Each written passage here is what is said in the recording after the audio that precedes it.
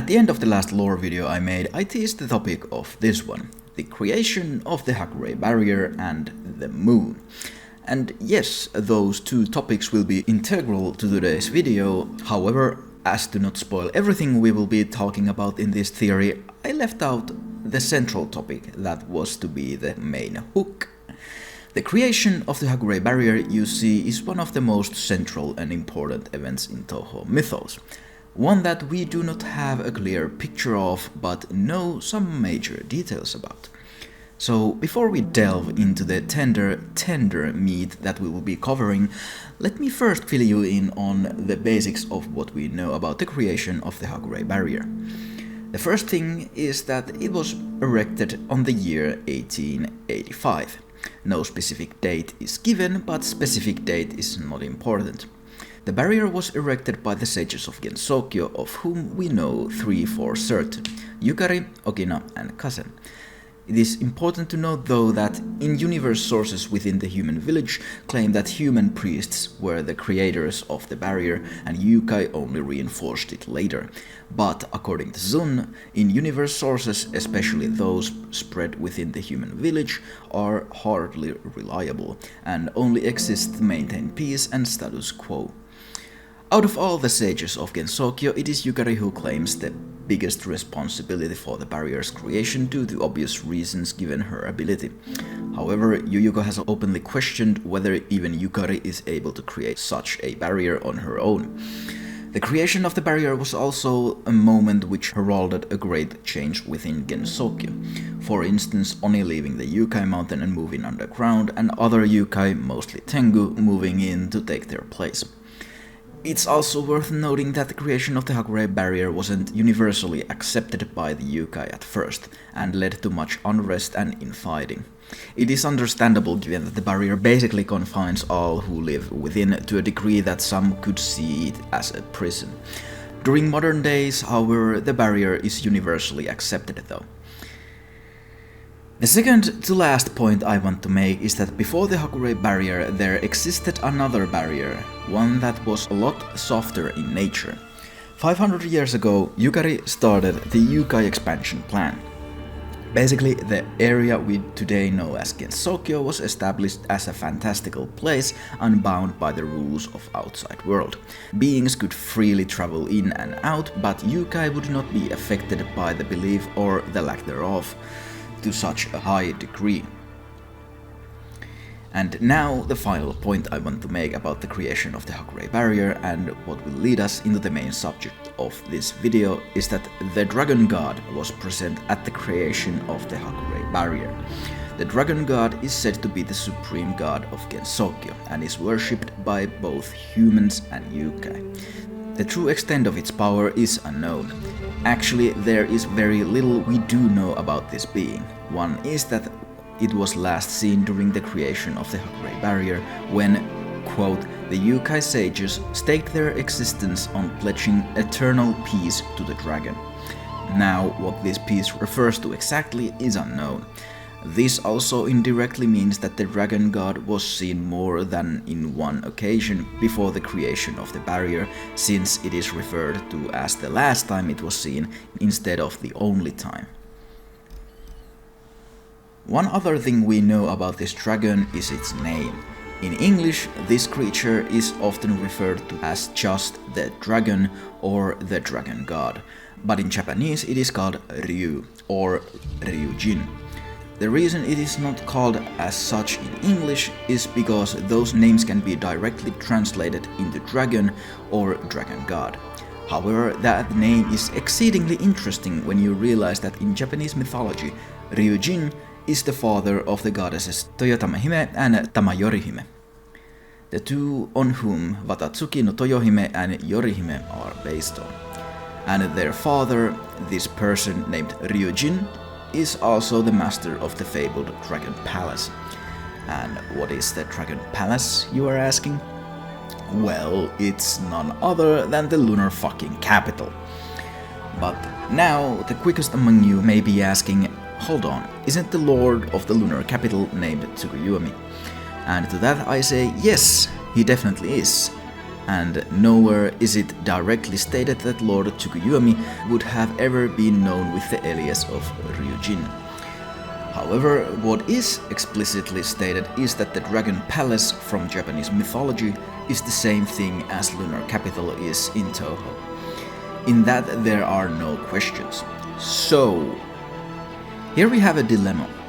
Lunar Capital has a lord known as Tsukuyomi, but in the past, when the Lunar Capital was known as the Dragon Palace, it had a lord known as Ryujin, which also happens to be the name of the dragon god in Japanese. Some of you may be expecting me to draw conclusions already, but no, this is where the plot thickens. You see, it is curious that the dragon god was last seen during the creation of the Hakure barrier and wasn't seen after. It is curious since the Hakure barrier is technically much older than about 140 years old. You see, the barrier around Gensokyo and Lunar Capital are identical in their function, keeping the common sense out while sealing the mythological and fantastical within. So identical in fact that the two are not exactly even separate. The two are conjoined by a thin corridor stretching all the way from the moon to Gensokyo, a corridor Erin tried to sever during the events of Imperishable Night.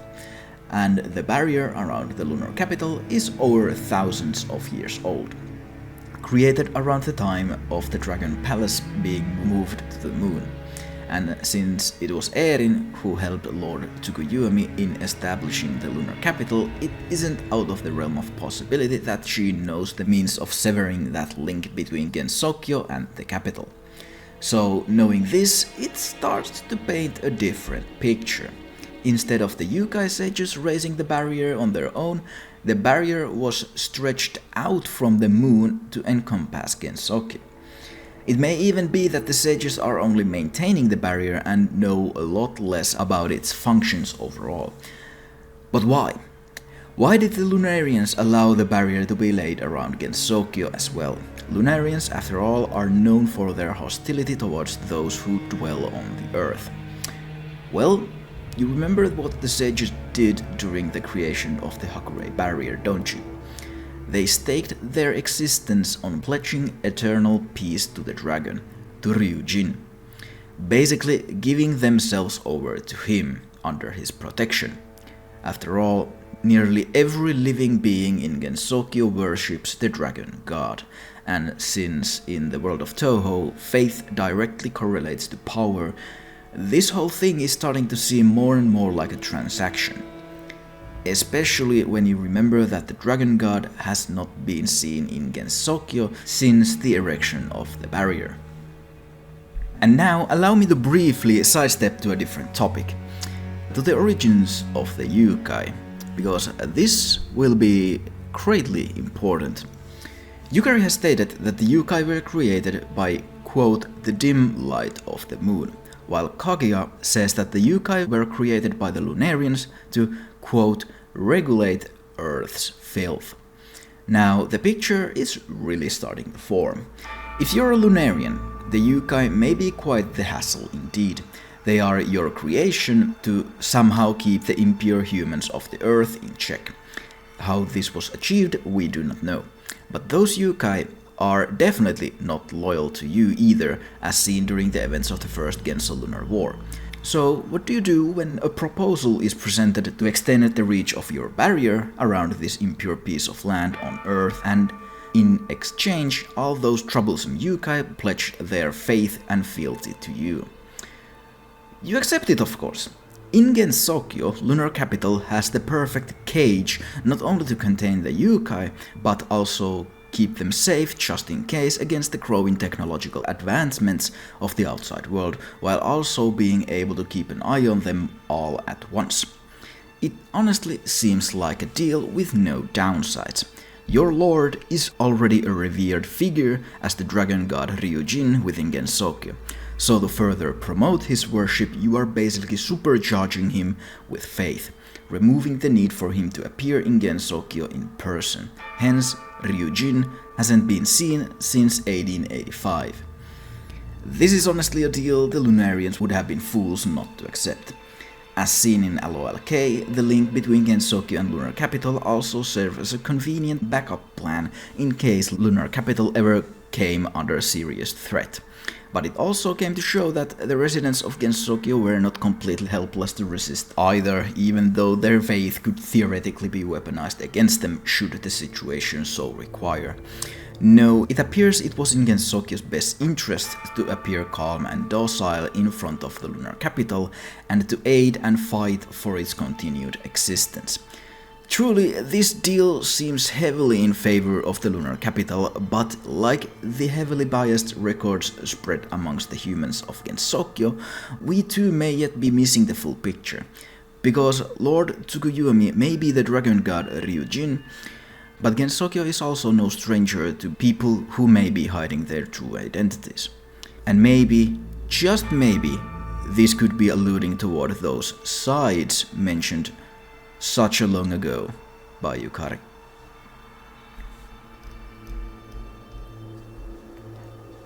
And with that bold claim, I think it is time to close this video before I start to steer too heavily into the headcanon territory, and away from actual theorizing. Finally, a proper theory with some actually heavy lore implications, if it is even slightly on the mark. Honestly, I may raise this theory up there together with my theory about Yukari and Chang'e. These two theories are not exactly connected. I treated this in vacuum, with only the added assumption at the end that Yukari may be the same person as Maribel. But looking back, these two theories together create an interesting dynamic, in my opinion at least. But yeah, it's strange to say this, but I've reached the end of my backlog of theory and lore ideas. At the moment I don't have any topics I would immediately want to cover, so now, more than any time before, I'm open for topic suggestions. Of course, as a new Touhou content is released, I will be sure to look into that, but while we are waiting for something new, you are welcome to tell me if there are any interesting topics you'd want to hear me talk about. However, as to not drag this video any longer than it needs to, my name is Touhou, and we'll see in the next video.